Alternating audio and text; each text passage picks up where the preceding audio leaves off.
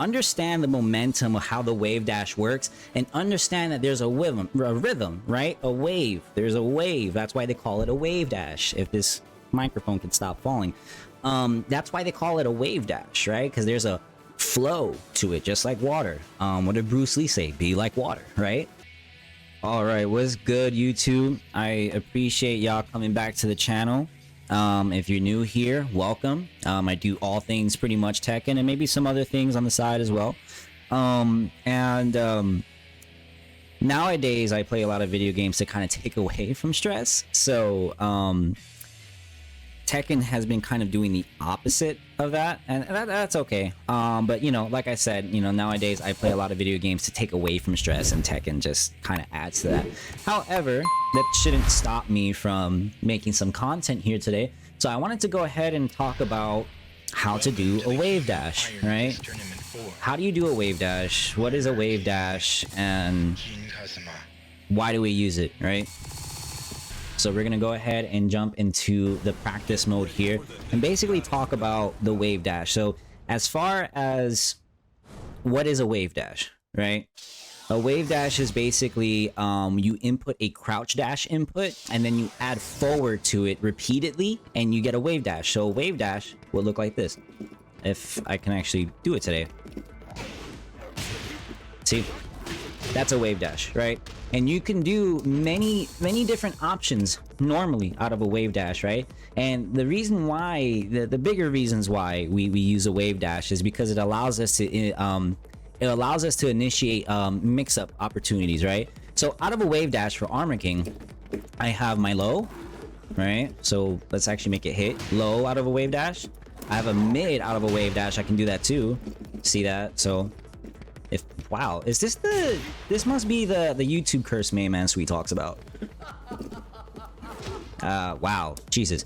Let's start from the beginning. I can do a low, I could do a mid, nice, and I can do a high, right? Those are 3 potential mix-ups that you can get from a wave dash, right? So, and if I want to get a little bit more risky with it, I can do the crouch dash 1. Normally, I use grabs for my high mix-ups because the other my dark upper is actually punishable by 10 frames, right? But basically that's what the wave dash comes on, right? Low, mid, and then you have your high mix-up initiation. That's what the wave dash does, right? Now, for some reason when you do this in tournaments and stuff like that, people will go absolutely crazy for it. And you might be wondering, if you're not, you know, you don't really watch a lot of tournaments, why do people go crazy when somebody just looks weird, like in a real fight too and stuff like that? And even in other fights, you know, you're probably not gonna have someone like doing this in front of you, you know what I'm saying? Like, you're not gonna have that. But however, doing that in a match is, at the end of the day, let's be honest here, doing this on a match is more of a flex. If you're wave dashing from a mile away, there's no reason to wave dash from this distance. But it's like you can do it. It's scary, and you know, it's really intimidating.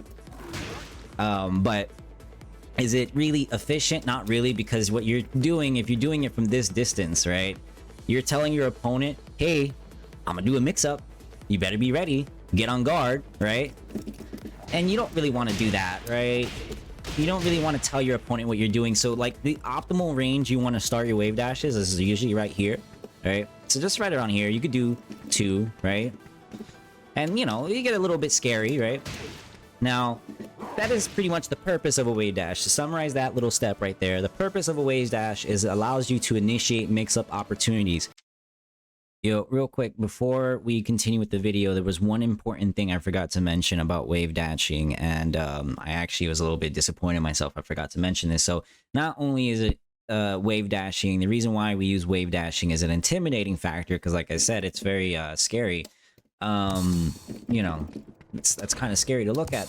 Another reason why we use wave dashing is there's an actual huge benefit from wave dashing, and what I'm alluding to that is it is going to constantly realign with your opponent. What does that look like with your opponent? We're going to do this. Nope. This. So we're just going to go ahead and we're just going to sidewalk. And then look what wave dashing does to a sidewalking opponent. You see how it realigns? and then I could still get a nice up, like I still get a nice dark upper.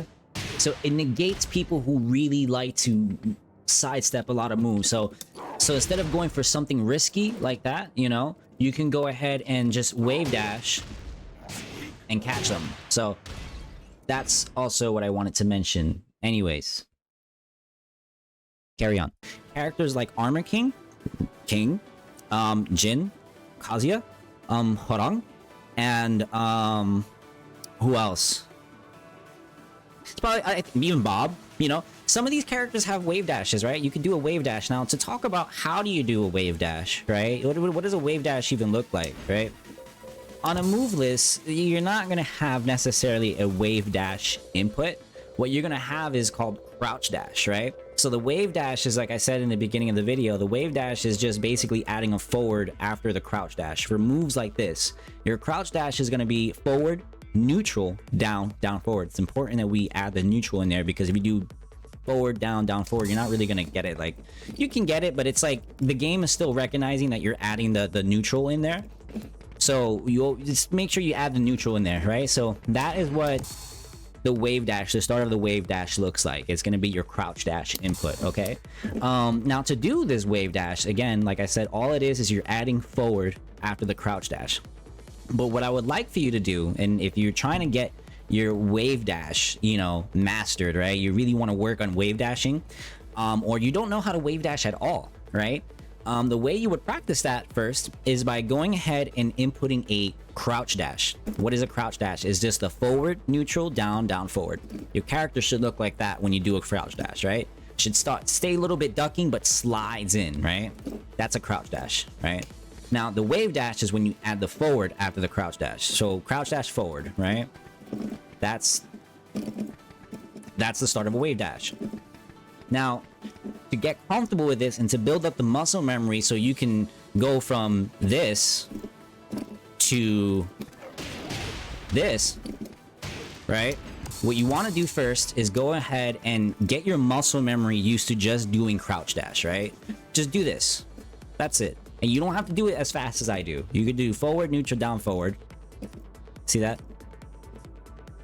That's pretty slow. Do that around 15 to 30 times. Just whatever number you choose. I don't even care if it's 100, 1,000, infinity. I don't care. Just do it consistently without messing up whatever number you choose, right? Do it 10 times. I'm gonna do it 5. 1, 2, 3, 4, 5, right? If you have that consistent, and you can do it faster, right? Then go ahead and start adding the forward to it. And then do that consistently again for another 10 or 15 times. And now you can see the input display in the bottom of the screen here too, how comfortable I am doing it, in a sense where it's like I'm not breaking my wrist in order to do the wave dash, right? So once you get the crouch dash, actually you get used to the crouch dash, add the forward to start initiating the wave dash. Again, do that another 10 or 15 times until you get comfortable, till your character starts looking like this, and you could do it on command, right? You notice I'm just not messing up at all, right? And gain some distance between your character too and your opponent, because it's a little bit harder to do right in front of its face. So just, it's okay, gain some distance, you know, if you're Armor King, throw it forward 2-1, and then you can get your wave dash, you know what I'm saying? But once you get this consistent, right? Do another crouch dash after the forward, because remember, the forward is what initiates the crouch dash, right? The very first move in the move list to do the crouch dash is forward, right? So once you have the crouch dash forward motion like on deck and you can do it with no issues, add another crouch dash. If it's a little bit weird, gosh. Come on. There you go. You see? I'm gonna look at it again. Not bad. See that? So again, your goal should be just go ahead and do 2 wave dashes, right? 1, nope, 1, 2, right? Just do that. And you can do it a little bit slow, right? Do it at that speed. You do it at around that speed your muscle memory is going to start developing like, oh, okay, I want to do a wave dash. And eventually you're going to see over time, this is not something that you can do in a day or 2 days or 3 days. I mean, if you have all the time in the world, you can do it within 1 week. That's awesome, right? But that's like, I would recommend you have your fun with it and do it over time, you know? And eventually you'll be able to go from this to, not that, to this. Not that. Gosh. Curse you, main man, and the YouTube curse. But you get my point. You see what I'm saying? So eventually you'll be able to do it faster. And your wave dash is going to start coming out more naturally, right? So, I want to also point out too that there's a little bit of a difference depending on which side you actually play, right? So player 2 side is known for being a little significantly easier to do the wave dash than what it is on the player 1 side. Now, I can go ahead and do a wave dash on the player 1 side. I just can't do it as fast, and I don't like doing it as fast. And honestly, it's not really necessary to do it as fast. But I can somewhat do it on the player 1 side. It's a little bit weird. My wrist is just not really used to that motion. Because what you're doing is you're basically telling your brain that now you have to do a completely different motion because you're on a different side of the screen.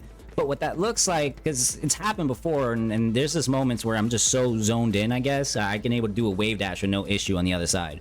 But like, I have to tell my brain to really think about forward and then pull my wrist back to neutral and then pull my wrist down and then down forward. Like, I really have to think about it than what I can, you know, I don't have to think about it on the player 2 side. So if you're struggling on the player 1 side, I would recommend go ahead and start with the player 2 side just to understand the movement, right?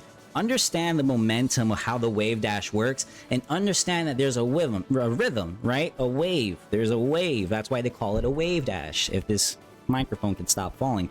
That's why they call it a wave dash, right? Because there's a flow to it, just like water. What did Bruce Lee say? Be like water, right? So eventually, once you start on the player 2 side if you're having issues, and then you can go ahead and go on the player 1 side. But to summarize again, consistency, practice your consistency if you want to get a consistent wave dash, right? Start in those steps. Start learning crouch dash. Once you learn crouch dash, start learning crouch dash forward. Once you learn the crouch dash forward, do another crouch dash, and then rinse and repeat those 3 steps.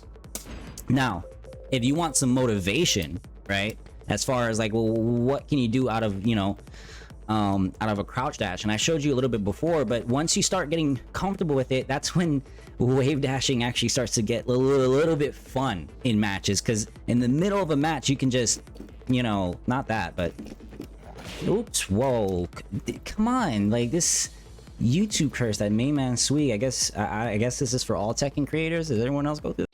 Oh, brother, this guy stinks! Like, nope. I'm trying to do a giant swing out of a wave dash. See that? Oh, it's YouTube curse. Come on. Oh. Man, that looks dirt. Like that looks bad. My fault, guys. See, so that wasn't clean, but I'm just doing it so you guys can get the concept, right? And eventually, over time, you know, you'll be able to go crazy with it. You know what I'm saying? Like, have fun. And if you're a Mishima player, you don't have to be an Armor King player to learn to apply these concepts to a character that has a wave dash, right? So, for an example, if you're a Kazuya player, Jin player, Hayachi player, you know what I'm saying? Like, eventually, I'm gonna switch to the player 2 side. It's easier for me. You'll be able to do crazy stuff like doing electric out of a wave dash. Now that's a little bit harder, and that's a technique probably that could be explained in a whole different video. I'm not a Jin main. I have a pocket Jin, but I'm not a Jin main. However, it's the same with Kazuya. I have a pocket Kazuya. I'm not a Kazuya main. But over time, you practice, you'll be able to start to naturally use wave dashes, and then you can go on to the next step of like, oh, maybe I could do moves, like really nice moves out of a wave dash instead of just limiting myself to maybe 2 moves. Like for an example, like a lot of, you know, Jin players will go ahead and do a hell sweep out of a wave dash, you know what I'm saying? Or a forward 4-3 out of a wave dash, you know what I'm saying? But like, practice enough to where you can like do an electric out of a wave dash. If I can There it goes. Alright, I can do it. It's a little bit weird. Ah, wow, my electrics are just not coming out today. Let's see, we try this. There it goes. There it goes. But anyways, you get the point.